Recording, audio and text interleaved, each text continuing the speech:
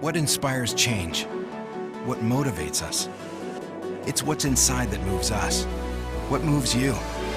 Get the Scion story at scion.com.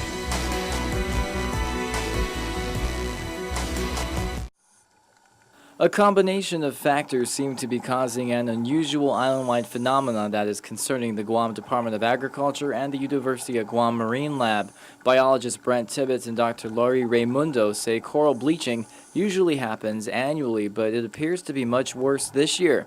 After conducting some survey work and an aerial look at the island's reefs, they mentioned coral bleaching is occurring from shallow water to depths of 50 to 60 feet. Raimundo explains why bleaching generally occurs. It's an extended period of slightly warmer water than corals are used to, seasonally slightly warmer than it usually gets. And then our rains haven't started big time, so there's not a lot of cloud cover, there's not a lot of rain, which actually cools the water, and there's not a lot of wind movement either, so the water's really flat, calm, and it's very bright and it's very warm. Raimundo notes some species of coral are affected more than others and some coral are already dying.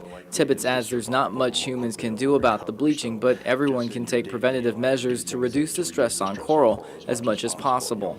Keep water quality good, keep trash out of the reef, don't damage coral.